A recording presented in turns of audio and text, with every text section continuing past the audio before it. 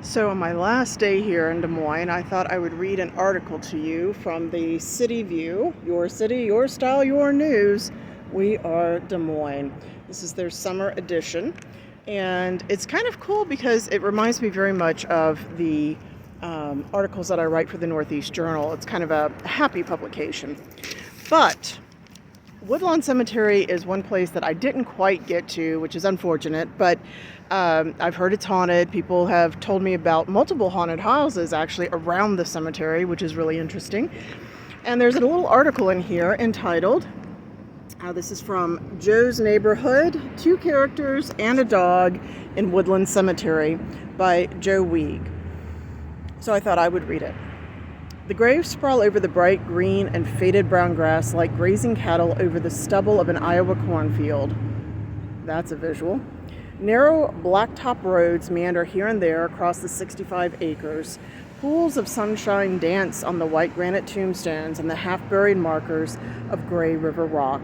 While the many trees with small leafing buds stand quietly in respect, Woodlawn Cemetery is on the cusp of spring. Mike Rowley tells a story.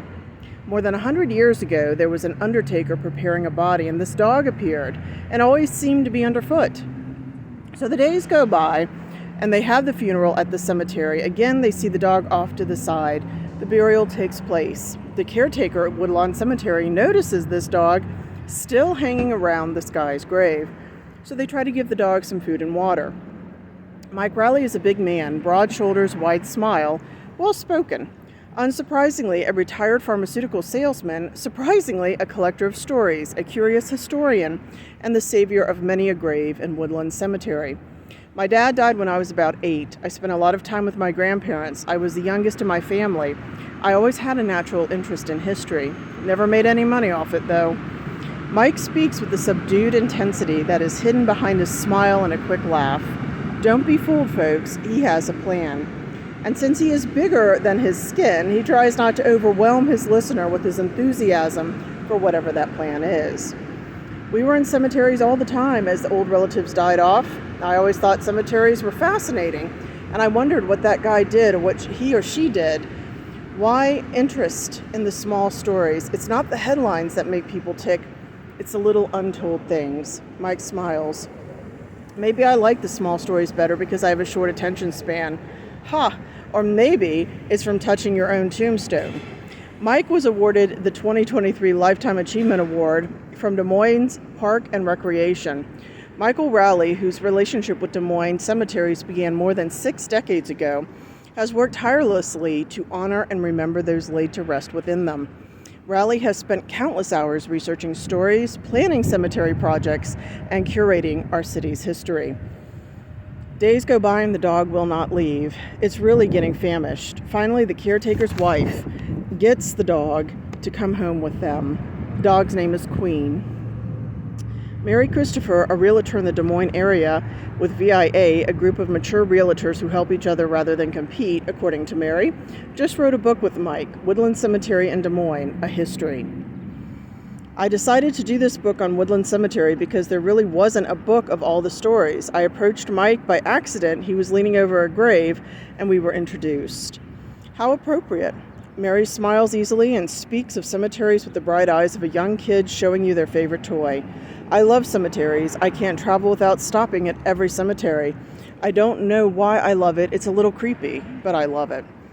But Mary's no dreaming kid. She is a get-it-done person. Without a doubt, she's who you want organizing your life. Mary roped Mike in as her co-author and then put together a team of 8 to 9 people to flesh out their research. And several years later, Viola, a book of stories about Woodlawn Cemetery. Has this book made me think of my own death? Mary pauses. My sister told me that even though I'm to be cremated, I should really have a stone at Woodlawn. And I thought about it, and that's what I did. Mary smiles, looking off into space. The book has made me appreciate people more. Here's all these people gone, some not forgotten, who were famous, but many of them forgotten for over 150 years. To think that someone will remember me for 150 years, that's cool. At least people might remember a couple of books I've written. Mary laughs at herself. A legacy then? I feel like life is really short, but as someone said, as long as someone keeps saying your name, you're still alive. 2 or 3 years later, the caretaker's wife is sitting at home and the dog is agitated trying to get her attention. Finally, the dog is making such a fuss that she follows the dog out of her bedroom. Minutes later, the ceiling crashes down. The house had been on fire. Both of them made it out alive. I thought I never lived to be 66, says Mike. I don't think death is good or bad. However, as one of the stones has inscribed on it, words suggest, actions show. And the action doesn't have to be grandiose. We started putting in stones for veterans whose graves hadn't been marked, and we set a goal for 5. Now we've done over 300. I tell people not to be intimidated by the numbers. Just do 1. So if you go to Woodlawn Cemetery and you're walking along the street, there is a little step and it says McBride on it.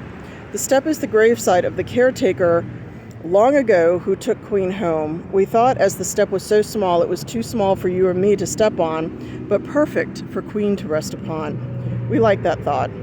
So there you have it, 2 characters and a dog leaving their mark on Woodland Cemetery. Thought that was fun. Thanks for listening, and I guess I'll chat with you later.